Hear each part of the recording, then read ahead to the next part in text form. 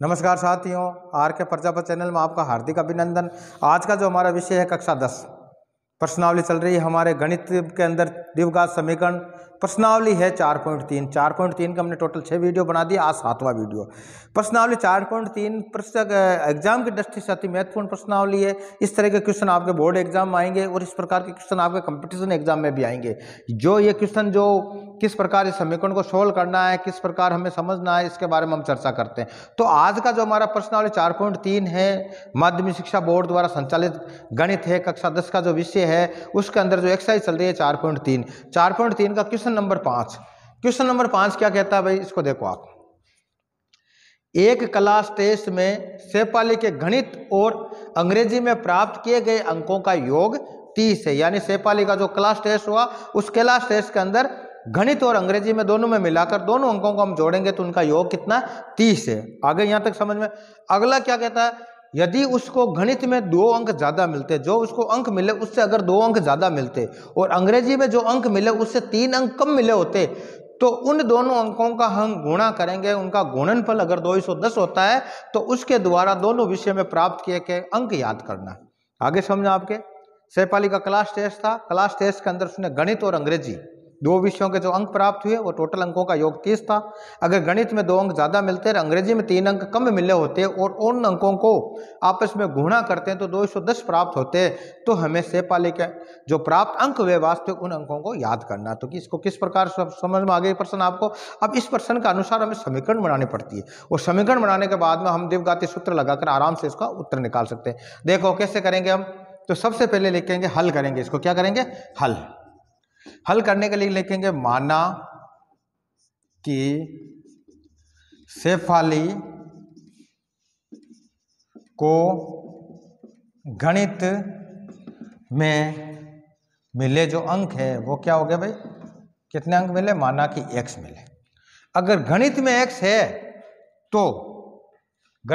है तो क्या लिखेंगे हम, तो अंग्रेजी में कितना होगा भाई बताओ। अंग्रेजी में होगा कितना होगा, जब प्रश्न यह कहता है दोनों को मिलाकर 30 होता है, अगर गणित में x आ गया तो हम 30 में से x घटा देंगे, बाकी जो बनेगा वो अंग्रेजी का नंबर आ जाएगा। तो हम क्या लिखेंगे 30 माइनस x। ये किसका हो गया, अंग्रेजी का हो गया। आगे यहां तक समझ में आपके। गणित में मिला x तो अंग्रेजी में कितना मिलेगा 30 माइनस x। अब प्रश्न अनुसार क्या कहता है, प्रश्न अनुसार यह है कि अगर गणित में 2 अंक बढ़ जावे, गणित में कितने 2 अंक बढ़ा दो और अंग्रेजी के अंदर 3 अंक घटा दो और इन दोनों को आपस में गुणा कर दो तो 210 आ जाए। तो कैसे लिखेंगे हम, अगर मान लो ये लिख दिया, यदि गणित में 2 अंक ज्यादा होने पर, 2 अंक ज्यादा होने पर क्या लिखेंगे हम कि x प्लस 2।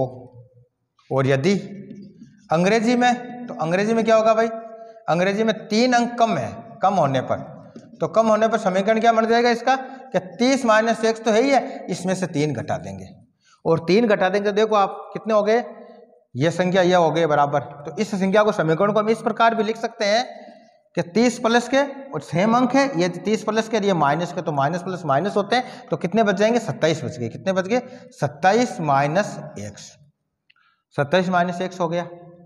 तो ये अंक हो गया आपके अंग्रेजी। अब इन दोनों अंकों का हम क्या लिखेंगे, प्रश्नानुसार। क्या लिखेंगे, प्रश्नानुसार।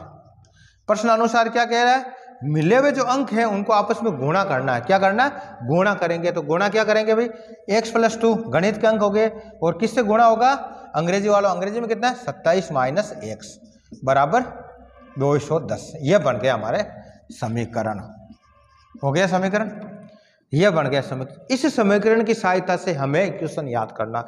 तो आपको पता हो हमेशा x वाली संख्या को आगे रखते हैं और अंक वाली संख्या को पीछे रखते हैं। अगर x स्क्वायर है तो पहले आ जाएगा, फिर x आएगा, फिर अंक आएंगे, और x 3 है तो उस प्रकार के इस क्रम में रखना पड़ता हमें।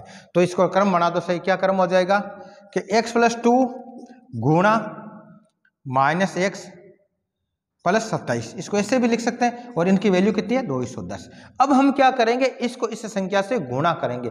तो गुणा आपको बताया किस प्रकार करते हैं। हम यहाँ लिखेंगे कि x प्लस 2 गुणा x माइनस x प्लस 27, इनको गुणा करना आपस में। तो गुणा करने के लिए करेंगे, s को x से गुणा करेंगे तो कितना हो गया प्लस माइनस माइनस और x स्क्वायर, घातें जुड़ती है गुणा करने पर। अब इस x को इससे 2 से गुणा करेंगे तो क्या हो गया ये प्लस है और माइनस है, तो ये लिखेंगे माइनस, प्लस माइनस माइनस होता है, 2x हो गया।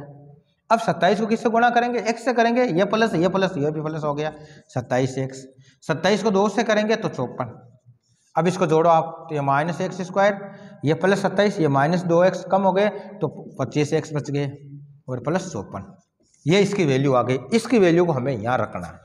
कैसे रखोगे, देखो आप, इसलिए ये जो वैल्यू रख दो आप, तो minus x square plus 25x plus 54 बराबर 210।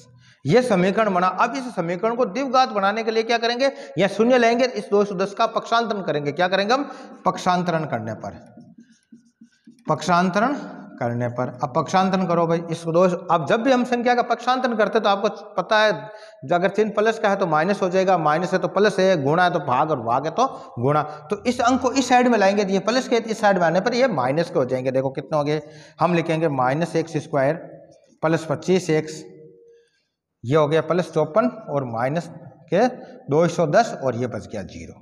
अब इस आगे सोल्व करेंगे तो कैसे सोल्व होगा, देखो ये माइनस स्क्वायर प्लस 25x, अब ये 54 प्लस के है, 210 माइनस के, तो 210 में से माइनस 210 में से 54 को अगर हम ऐड करें कितना हो जाएगा, देखो आप, ये बच गया आपके 6, ये होते हैं 10, 11 इधर गया 10 5 156, कितना हो गए, माइनस के 156 बच गए, माइनस के 156 बराबर 0। अब जो ये बना, ये बन गया द्विघात समीकरण। क्या बन गया हमारे, द्विघात समीकरण। और द्विघात समीकरण बनने के बाद में आराम से इसके मूल को द्वारा हम इसकी वैल्यू निकाल सकते। अब जैसे मान लो एक संख्या x माइनस की है और बराबर है, तो इस संख्या को पूरी संख्या से अगर माइनस से गुणा करेंगे, किससे करेंगे, माइनस से गुणा करेंगे, तो x प्लस का हो जाएगा और बाकी संख्या माइनस में हो जाएगी। तो किस प्रकार सोल्व करते हैं, देखो आप, ये हो गया क्या है, प्लस का माइनस से गुणा करेंगे तो ये हो गया माइनस माइनस माइनस प्लस और प्लस माइनस माइनस 25x और माइनस माइनस प्लस 156। यह समीकरण बन गया हमारे। अब इस समीकरण की सहायता से हम इसके मूल्य निकाल सकते हैं। और द्विघाती सूत्र से मूल्य निकालने का सूत्र आपको पता, उसमें वैल्यू रखनी पड़ती है। तो द्विघाती सूत्र के अलावा हमें पता है, इसमें लिखेंगे x का गुणांक क्या है भाई, हम लिखेंगे a कितना आएगा, 1 आएगा, क्यों, क्या है, ये एक्स स्क्वायर का गुणांक है। आगे समझो आपके, फिर हम लिखेंगे b बराबर कितना है, ये आएगा माइनस का 25, तो माइनस का 25 ये क्या है, x का गुणांक है, क्या है, x का गुणांक है। इस प्रकार लिखना पड़ा है ना हमने, ये चीज हो गई। अब c है, c जो अंक है कितना है, प्लस के 156, ये प्लस के 156 हो गया जो अंक है। इस आधार पर ये ए बी सी की वैल्यू आ गई।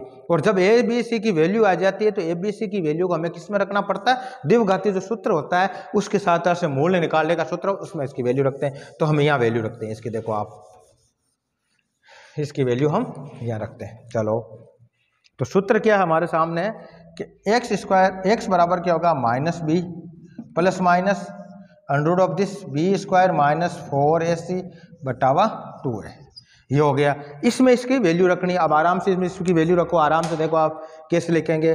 तो देखो x बराबर क्या हो गया, बी ब्रैकेट बना दो आप, प्लस माइनस हो गया, ये इसका ब्रैकेट बना दो, ये ब्रैकेट हो गया, ये 4 हो गया, ये ब्रैकेट और बटावा में 2 का ये ब्रैकेट।